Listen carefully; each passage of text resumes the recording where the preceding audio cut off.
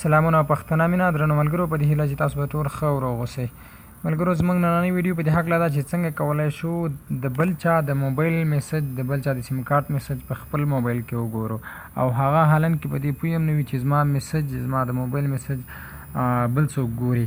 دغه طریقه زه تاسو ته ښیم او تاسو دا ویډیو راسره تر پایه وګورئ. یو غوښتنه درنه کومه که چا زما چینل نه وي سبسکرایب کړی تر اوسه پورې سبسکرایب یې کړئ او ورسره دا د بیل آیکن ووهئ تر څو پورې د ټکنالوژۍ له ډګره هر رنګې معلومات تر تاسو مخکې له مخکې در ورسیږي. ملګرو دغه طریقه په یو اپلیکیشن په ذریعه باندې کولی شو او هغه اپلیکیشن په پلی سټور کې نشته دی. هغه زه تاسو د ویډیو ډسکرپشن کې اچوم او دغه ډسکرپشن کې درته لینک اچوم. هغه لینک باندې به کلیک وکړئ بیا به تاسو هغه اپلیکیشن انسټال کړئ او هغه طریقه به چې زه کوم هغه تاسو هم وکړئ. ویډیو ډسکرپشن دغه ته وایي.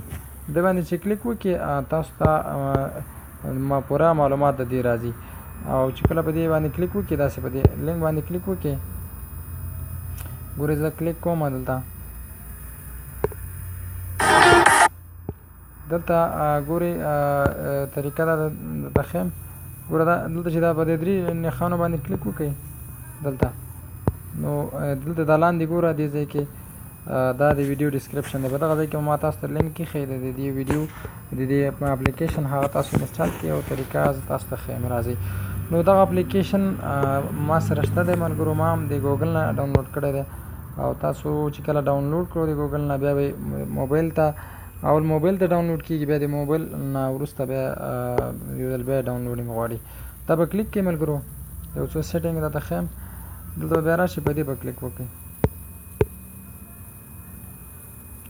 ګورئ دلته به دغه بر اپشن دی دا ګوره آپ به دا به تاسو آن کړئ دا شی به شي شین به شي چې داسې شو بیا صحیح ده.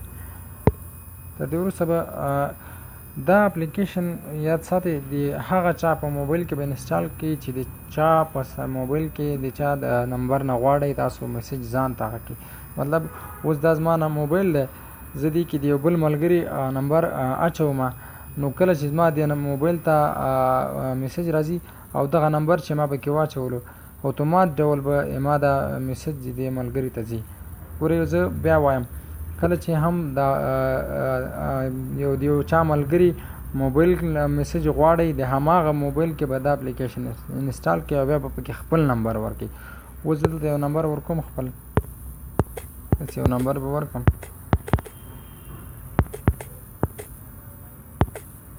دا هم چې کله م ورکړو دې نه وروسته به په دې اډ باندې کلیک وکړئ. اول به هغه آن کې بیا به نمبر ورکړئ بیا به دا اډ کې ګورئ اډ شولو. تر دې وروسته به بیا د سیو باندې کلیک وکړئ.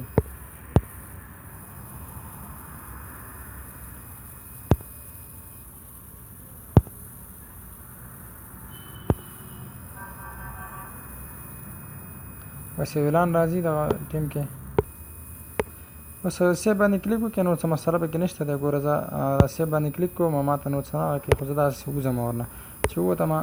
ګورئ زه بیا دې اپلیکیشن ته راځم دې باندې مې کلیک وکړلو. اوس هغه کوم نمبر چې ما ورکړی هغه به پکې اډ ګوره دا پکې اډ شوی دی تیار.